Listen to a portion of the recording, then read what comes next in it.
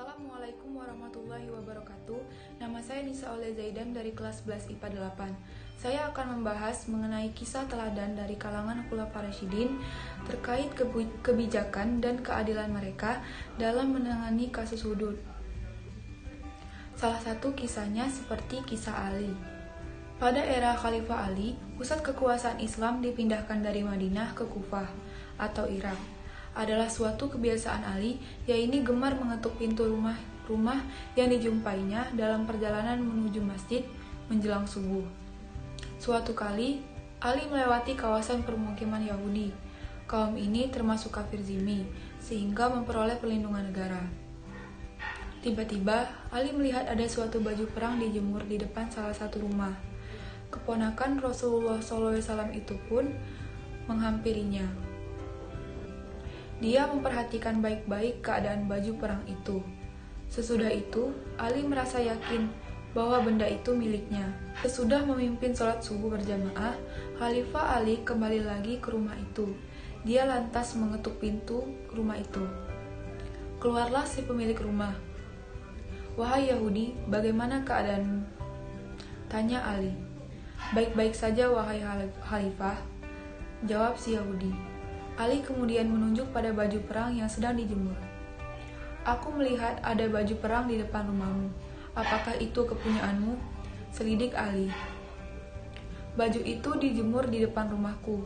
Tentu saja baju perang itu punyaku," terang pria Yahudi itu. "Tapi aku yakin baju itu milikku," tegas Ali lagi.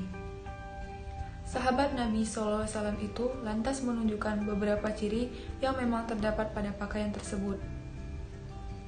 Orang Yahudi itu tetap bertahan pada argumentasinya.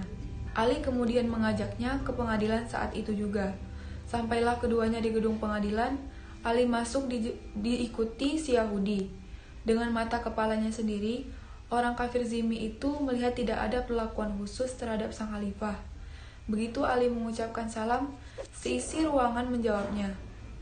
Sesudah itu tidak terjadi apa-apa. "Wahai Khalifah, silakan mengantri," kata hakim. Ali pun menuju ke barisan antrian dari yang paling belakang. Beberapa lama kemudian, dia pun bisa mendaftarkan perkaranya. Tibalah giliran kasus Ali dan si Yahudi tadi digelar. Di hadapan mereka, sang hakim bertanya, "Apa pokok persoalannya?" "Saat aku sedang berjalan di depan rumah dia, aku mendapati sebuah baju perang sedang dijemur. Setelah mengamati baik-baik, aku yakin betul baju tersebut adalah kepunyaanku," terang Ali. "Bagaimana menurut engkau?" tanya sang hakim kepada si Yahudi. "Baju itu dijemur di depan rumahku, wahai hakim. Aku mengatakan baju perang itu adalah milikku," tegasnya. "Apakah engkau bisa menghadirkan saksi-saksi yang dapat menunjukkan itulah baju perang engkau?" tanya hakim kepada Khalifah Ali. "Yang tahu bahwa baju itu kepunyaanku adalah anak-anakku Hasan dan Husain, serta istriku," ujar Ali. "Wahai Ali, bukankah engkau tahu bahwa menurut hukum agama ini, kesaksian anak atas orang tuanya atau orang tua atas anaknya tidak dapat diterima? Yang satu akan cenderung membenarkan yang lainnya. Kini yang tersisa dari para saksi engkau adalah satu orang, yaitu istri engkau. Sementara hukum agama ini mengharuskan jika tidak ada dua orang saksi laki-laki, maka boleh diganti menjadi satu orang laki-laki dan dua orang perempuan. Adakah mereka itu?" tanya hakim. Ali sejenak berpikir dan kemudian berkata, "Tidak ada." Dengan demikian, sang hakim mengetok palu. Dia memutuskan baju perang itu adalah milik si Yahudi. Sidang pun selesai. Kebetulan, sidang tersebut merupakan yang terakhir di jadwal hari itu. Maka, sang hakim pun turun dari kursi kebesarannya untuk kemudian menyalami Khalifah Ali. Berjalanlah keduanya meninggalkan ruangan sidang. Sementara, si Yahudi tadi berdiri kebingungan. Dia bingung, sebab belum pernah dalam hidupnya mengalami sistem dan akhlak kepemimpinan yang adil seperti itu. Yahudi tadi pun berlari menyusul Khalifah Ali dan sang hakim. "Wahai tuan-tuan, tunggu sebentar." "Ada apa?" tanya Ali keheranan. "Apakah sudah selesai pengadilan ini?" tanya dia. "Tentu saja, baju itu milikmu, meski aku yakin betul baju itu milikku. Tetapi hukum sudah memutuskan." "Ya sudah," jelas Ali yang disaksikan oleh sang hakim. "Sungguh wahai khalifah, baju perang ini adalah milikmu.